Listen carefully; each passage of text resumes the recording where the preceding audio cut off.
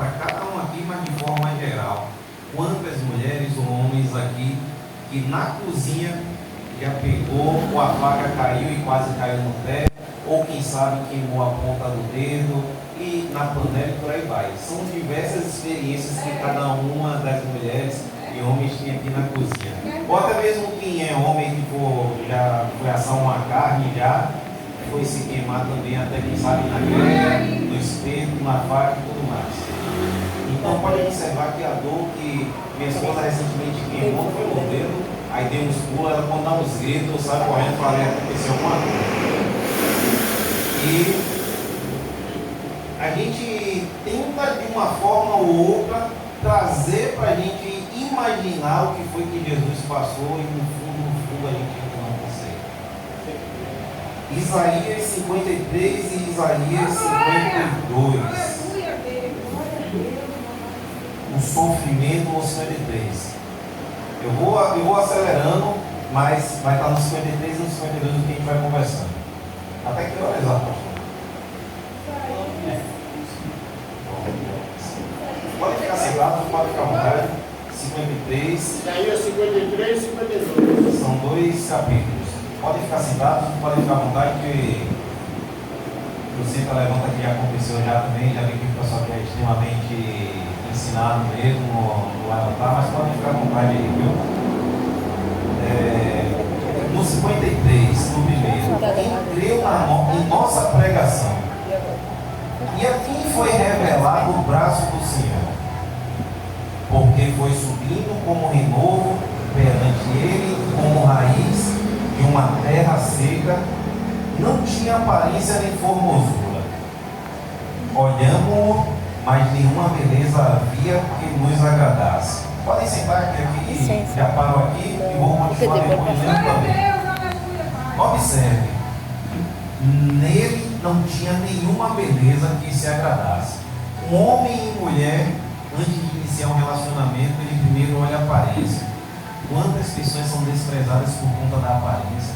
Imagine Jesus, então, Isaías tem uma revelação de Deus 640 anos antes de Jesus vir à terra, e Isaías, eu creio que Isaías com o olho fechado, ele pode ter aquele momento de êxtase, aquele momento que o Senhor toma ele e fala assim, anota ele no pergaminho, porque ele não tinha formosura nenhuma. Imagine aí, os judeus estavam esperando, na verdade, era um rei, um príncipe cheio de beleza, mas o que desagradou eles era porque Jesus não tinha beleza. Mas por mais que o louvor fale que lindo, lindo, lindo és, mas a palavra diz que ele não era lindo, ele era desprezado. A beleza e a glória dele, sim, é uma beleza, sim, lindamente, sim, a glória, a majestade dele. Mas a aparência física dele era de forma rejeitado e humilhado. Imagine aí hoje as pessoas que têm a sensação de ser humilhado em um mercado para parecer que vai parecer como um ladrão, quando entra os seguranças às vezes olhando para ver se roubou algo. Imagine Jesus então andando e as pessoas olhando para ele, falando quem é esse daí. Pode observar, se Jesus ele estivesse de fato beleza, ele seria agradável aos olhos dos homens. Pode observar que Saul, a descrição que dá para Saul como rei, era que era muito belo e era o mais alto no meio da tribo dele. Aí o povo então se alegra por conta da beleza do cara e o porte então do cara.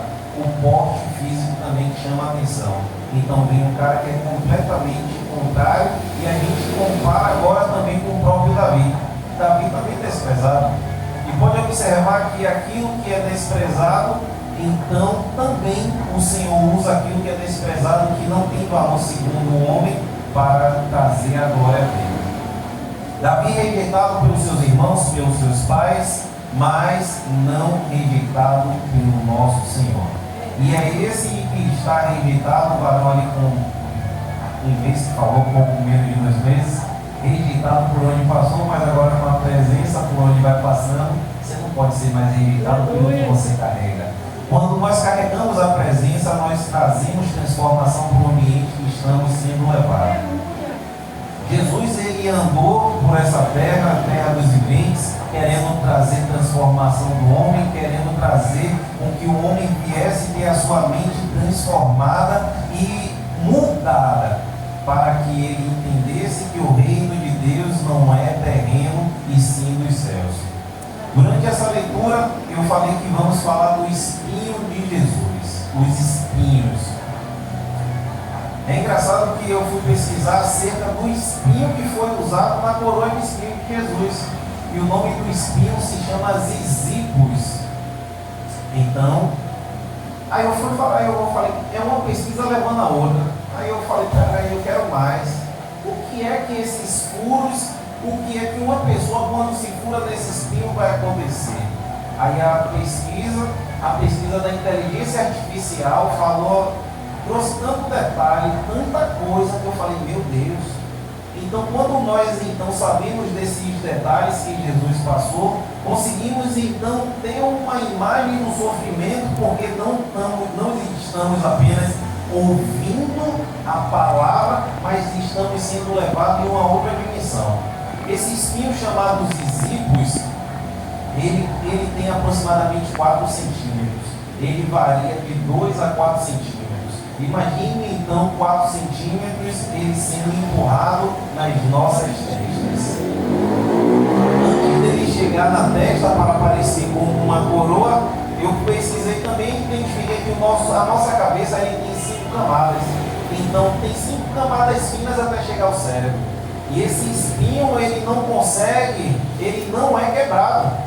Se por acaso eu ou você tentar envergar ele, nós não vamos quebrar. Vamos nos machucar, mas não vamos envergar. E os soldados, então, que usaram essa arma de tortura, que era a zizipus, que é esse espinho, eles usaram isso como tortura. Eles conseguiram torturar o nosso Jesus, eles conseguiram trazer uma transformação no rosto de Jesus e desfigurar o rosto de Jesus.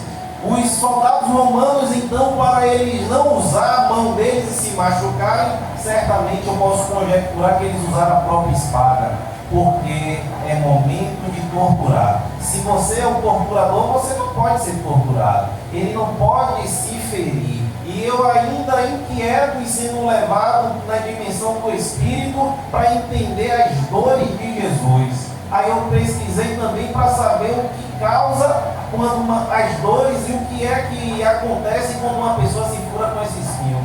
Somente o furo desse espinho traz infecção e traz dores no corpo e traz vermelhidão. E olha lá que não estamos falando ainda dos pregos, estamos falando somente do espinho, que é a coroa de espinho que o nosso Senhor ele levou.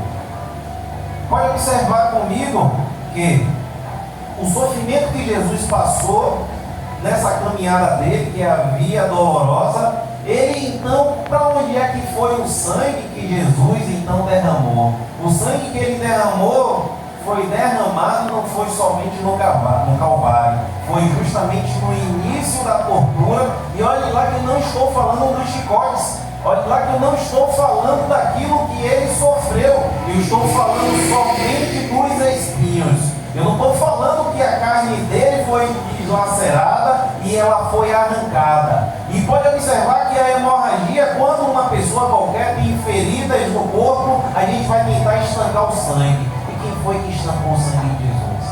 Ele sofreu muito e foi sangue derramado. O sangue derramado não é de forma literal. Foi quando começou o sofrimento dele, sim, quando ele estava sendo ferido com os chicotes, e lembrando que os chicotes eles tinham ossos na ponta dos chicotes. Os chicotes então batiam e saía arrancando a carne. Então ele estava. Aí eu fui olhar também que quando um animal ele tem o seu corpo ferido, pode observar quando a gente passa, a gente faz cara de nojo na rua e ao mesmo tempo nojo e ao mesmo tempo pena também. E quem é que foi que. Aí eu imagino agora Maria e João também acompanhando aquele momento de crucificação, chorando porque estava vendo. E não estava vendo somente aquilo, as feridas abertas, não, estava vendo sangue derramando de ponta a ponta, até o próprio Calvário.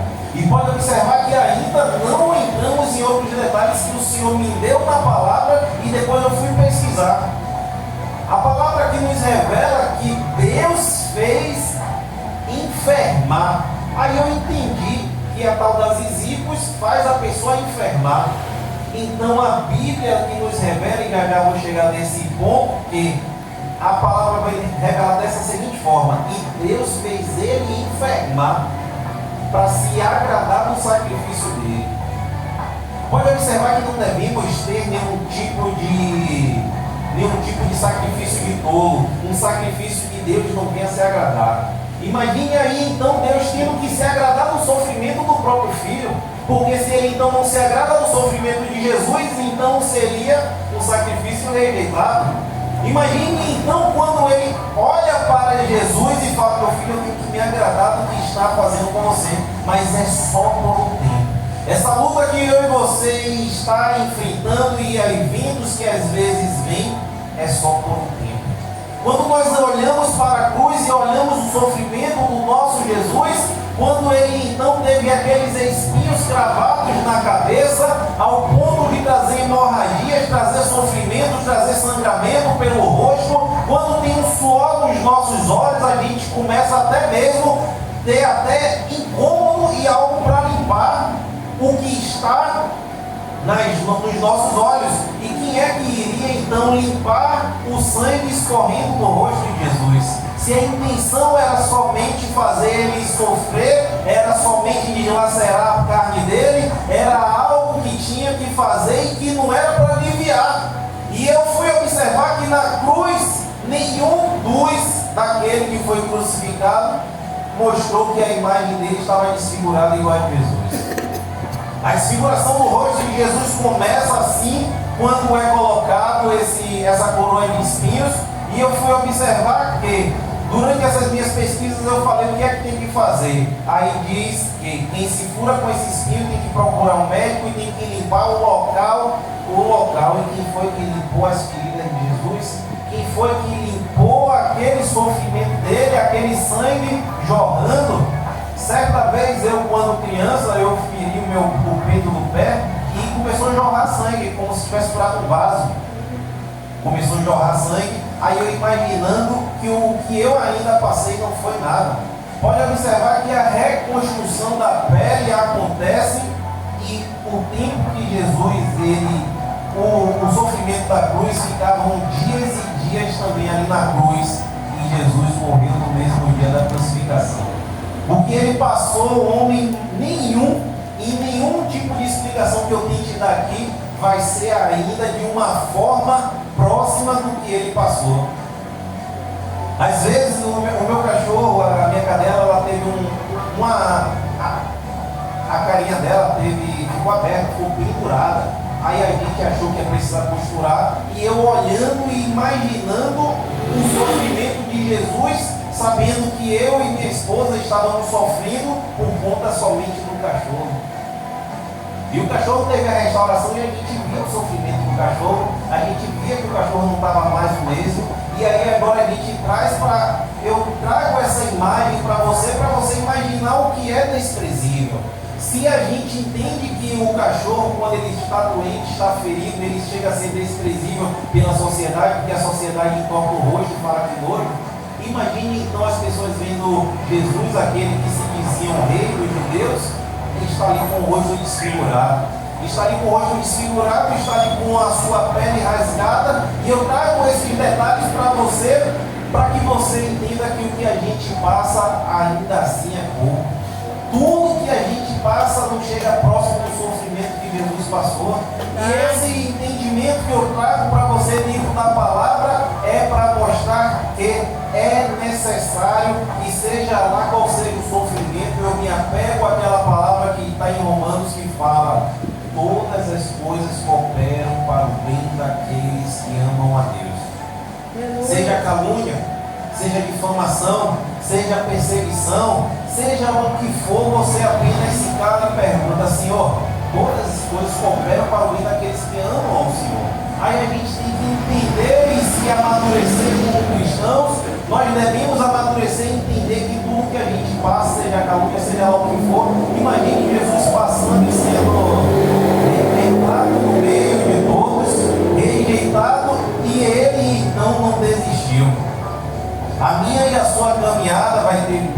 tropeço vai, mas quando a gente lembra de olhar para a cruz e olhar o sofrimento de Jesus, a gente vai entender que tudo ali é bom.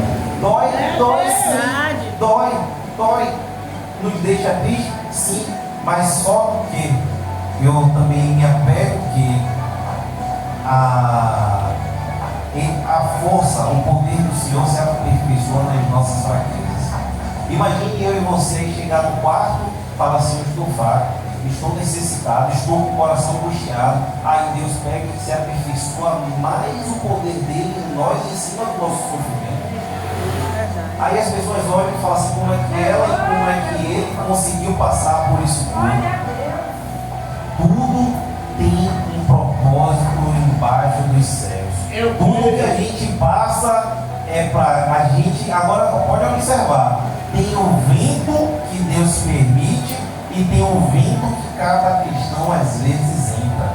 Tem cristão que está entrando em luta que na verdade Deus não confirmou para entrar. Se por acaso os marinheiros soubessem quem era Jonas, soubessem que o problema que Jonas ia trazer para a embarcação, eles não embarcariam e não venderiam até a passagem para Jonas. Pode observar, Jonas é homem de Deus. Ou seja, dependendo do tipo de homem de Deus que você está acolhendo, é possível também que traga prejuízo para a sua casa. É necessário você ter a sensibilidade para saber que tipo de homem de Deus é que vai passando. A sensibilidade espiritual faz você olhar, fez com que aquela com que a mulher olhasse e falasse: esse é um homem de Deus, e ela sentiu o desejo, borbulhar no coração de pegar e fazer um quarto para o profeta. É necessário honrar o homem de Deus? Sim. Mas botar dentro de casa só depois de olhar dias e confirmar. A mulher, quando viu o profeta passar, o profeta Eliseu, ou o profeta Elias passar, ele sempre confunde o nome dos dois, mas eu sei que é Elias ou Eliseu. Quando vê ele passar, ela sempre comentava. Então, assim, é necessário a gente aguardar em Deus as devidas confirmações para a gente não colocar Jonas no barco e fazer com que a gente esteja carregando, ele vá a pique junto com o barco. Verdade. E aí? 53. Certamente, olha só, no 3: era desprezado e o mais rejeitado entre os homens, de dores e que sabe o que é padecer, e como um de quem os homens escondem o rosto. Observe: de quem os homens escondem o rosto. O momento de Jesus era um momento tão feio que as pessoas estavam querendo até esconder. Pode observar que o momento de negação até do próprio Jesus, Pedro ainda, quando não tinha o Espírito Santo, negou Jesus, olhava para ele: não, isso aí não.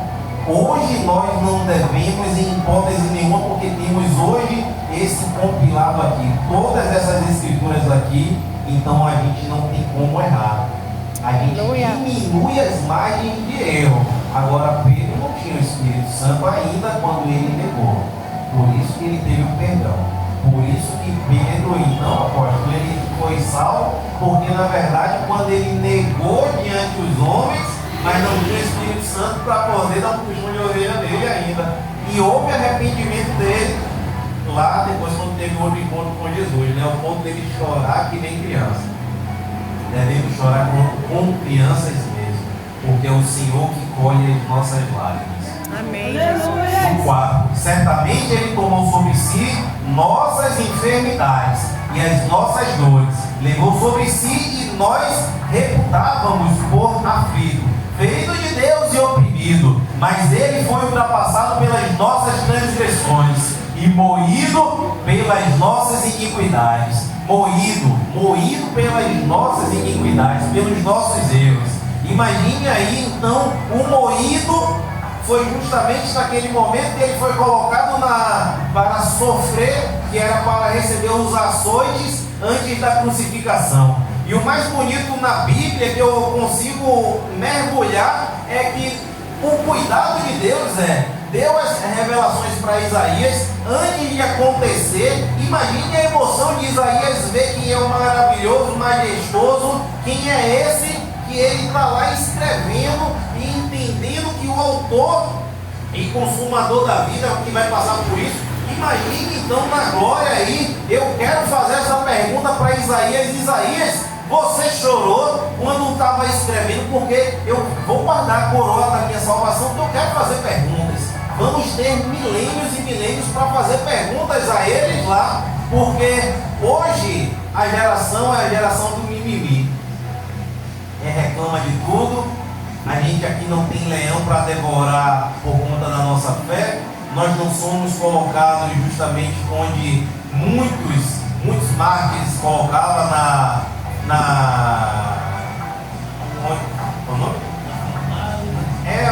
onde ficavam os gladiadores, nas arenas, exato, e na fornalha. Ou seja, são diversas ocasiões e hoje a gente tem a liberdade de adoração.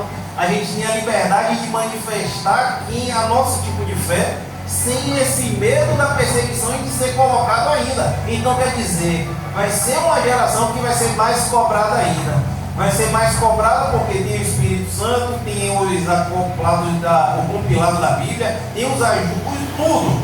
Então vai ser uma geração que vai ser mais cobrada. É momento de sexta-feira que as pessoas trocam uma palavra por uma noitada e por aí vai. Hoje está de fato igual àquela geração de Noé que está escrito em Lucas. Se davam casamentos, bebiam, mas não deram crédito para a pregação. E o início de Isaías praticamente é como se a gente estivesse indo para hoje dessa forma. Quem creu em nossa pregação? Quantas pessoas já tentamos pregoar, falar do Evangelho, falar da bondade de Deus, falar da transformação e não poder falar, mas devemos mostrar o nosso comportamento, porque não temos às vezes espaço para falar. Por isso que às vezes o nosso caminhar, o nosso falar, mais um caminhar, o nosso proceder do que o falar que vai convencer. Porque a geração hoje em dia é uma geração que não tem tempo. Hoje em dia é uma geração que quer uma pregação fast food. É uma geração que às vezes olha para o relógio e fala, já deu, quero ir. É uma geração que quer ser alimentada com estátuas de 30 segundos no WhatsApp e por aí vai. Pode observar que essa geração é uma geração que consegue acelerar as pregações, e eu faço isso para também aprender um pouco mais. Tem pesquisas que eu faço que eu acelero, ou seja, para eu também poder absorver mais. Não falo para todo mundo fazer, porque a forma de absorção de cada um é diferente. Se eu assisto algo em 1.75 ou 1.5, não que eu vou exigir que minha esposa vá ouvir ou vai entender. Então o Senhor tem a forma de trabalhar em cada um. É uma geração que não vai poder falar que não teve tempo, porque você pode até ouvir até acelerado por conta da sua falta de tempo. Tem pessoas que às vezes que só vai ter tempo de ouvir sobre o Evangelho quando estiver num leito de hospital. Que vai pedir por uma oportunidade de uma pregação e não vai ter, porque está até no leito de hospital. E quem tem a palavra para ministrar não vai ter acesso para aquele leito de hospital. Meu Deus, é verdade. Recentemente, há dois dias, na verdade ontem, eu perguntei para uma pessoa, me disse que a mãe estava passando por uma situação que está na UTI. Aí eu falei, qual foi o problema? Aí ele foi coração. Aí eu fui e perguntei, tinha vício? Tinha, fumou a vida toda. Ou seja, como é que fica o meu coração? Eu tenho que ter misericórdia, tenho que ter compaixão pelo próximo, sim. Porém, o tempo da colheita chega. Quantas pessoas que optam por acender um cigarro do que ouvir uma pregação? Quanto tempo é que a pessoa demora fumando um cigarro? Quanto tempo poderia estar ouvindo uma ministração? Nós não devemos julgar quem fuma, porque isso não compete a nós. Mas se tivermos oportunidade de falar, vamos. Eu no caso, aí eu fui, antes de orar, eu fiz essas perguntas. Aí eu depois, como ela disse que tem problema no coração, eu fui pesquisar sobre os problemas que causa no coração, porque no pulmão a gente já sabe. Aí as causas são justamente inchaço no coração, um mau bombeamento do sangue também para o corpo, é uma série de coisas. E eu vou orar também para confortar o coração dele. Mas às vezes a gente não precisa orar por cura, porque às vezes quer dizer a pessoa durante 30 anos fumou e agora no final do jogo nós vamos orar por cura. Eu prefiro orar para que Deus venha fazer a vontade dele. Senhor, faz a tua vontade. Se é para curar, que assim seja, para testemunho, mas que faça se cumprir a tua vontade. Mas eu entendo de uma coisa, que Deus, até com os ímpios, ele vem se revelando em sonho. Mas as pessoas não têm o entendimento do que Deus está trazendo a revelação em sonho. E por que é que Deus se revela? Porque Deus tem pressa. Deus se revelou em sonho, foi para Nabucodonosor, que ele chamava até de meu servo, quando ainda era um tirano. Deus se revela até para Faraó, em sonho também, para que José viesse a ser exaltado. E a minha oração é, Senhor, se revele em sonho sonhos perturbadores. Eu falo dessa forma com o Senhor em oração. Sonhos perturbadores, que essas pessoas venham buscar entendimento do que foi o que o Senhor falou em sonho. Pessoas que às vezes estão morrendo, eu falo assim, certamente Deus se revelou. Eu falo isso porque é a oportunidade que eu tenho. E eu falo assim, certamente Deus se revelou para alguém da família, mas não foi dado crédito. Os dias são maus, o tempo vai passando e cada dia mais temos menos tempo de pregar o Evangelho. Cada vez mais eu e você devemos então ser testemunhas de Cristo e de fato, por onde estivermos passando e falar acerca dos espinhos de Jesus. Quando a gente se corta com a navalha, eu mesmo, que às vezes eu corto o meu cabelo, quando eu me corto com a navalha, eu dou um grito, aí eu fico imaginando, aí eu sou levado mais uma vez a olhar para os espinhos de Jesus. Então tudo ainda é pouco, e quando eu olho, é engraçado, porque eu olho para o dedo e falo, meu Deus, isso aqui não foi nada, e o que Jesus passou. Isso me traz um conforto tão grande, porque tudo que ele passou é necessário eu e você cada vez mais estar ligado com ele, de pé, caminhando, dando glória, como a irmã falou, Alexandre aqui, caminhando, eu vou para Canaã, e é do jeito que for, porque as curas vinham dele, é ele que cura o manco, é ele que cura, e na hora de entrar na terra prometida, não vai entrar de fato de qualquer jeito, não vai entrar manco não vai entrar porque na verdade é uma porta que já vai entrando, e quando você passa, você já estava restaurado, porque na presença dele ele quer todo mundo de pé. Ele não quer ninguém mancando para depois falar, eu não me ajoelhei porque eu não tô sarado. Não, é passando pela salvação e estando curado.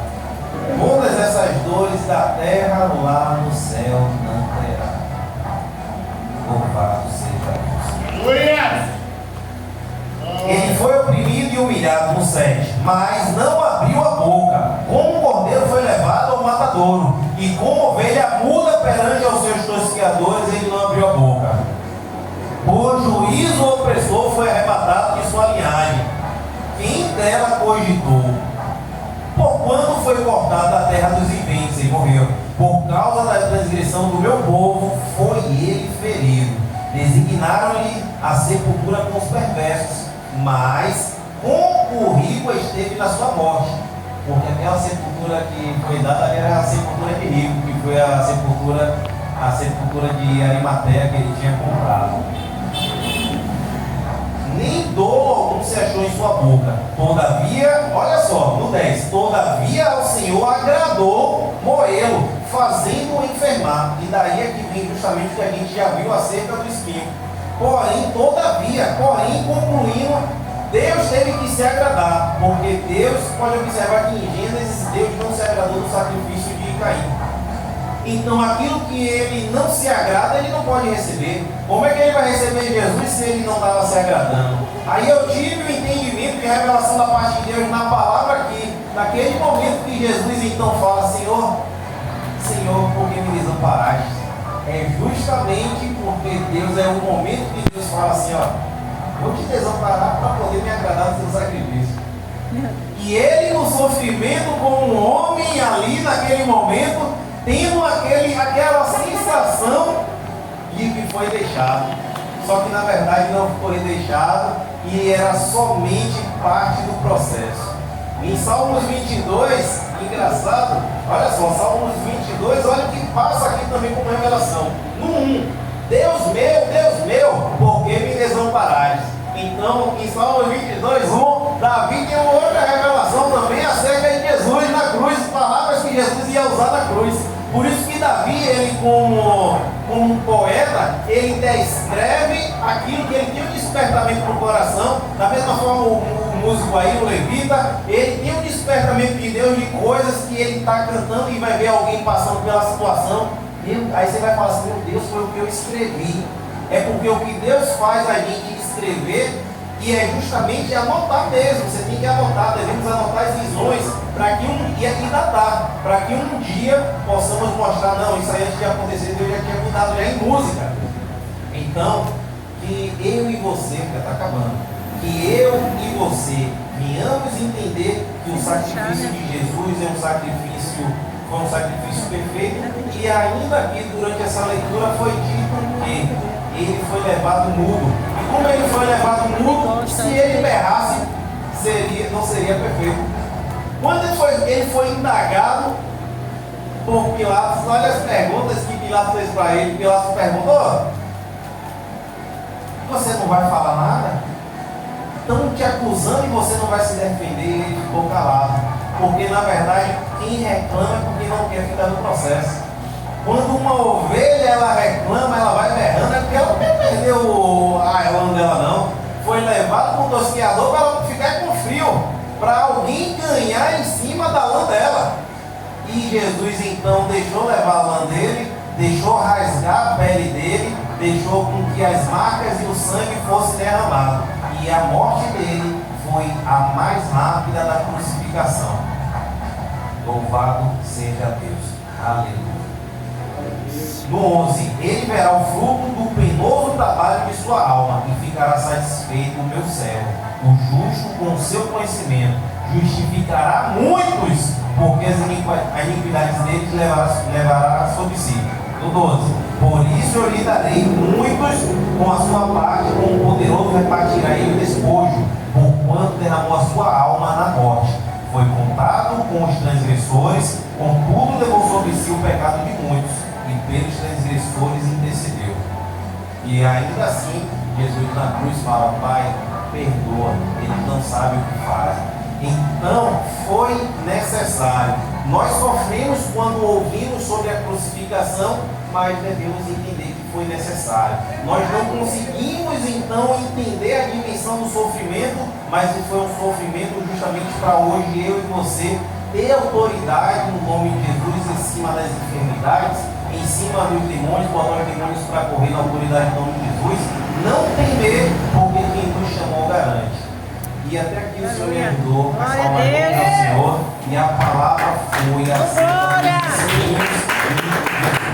Obrigado pela oportunidade,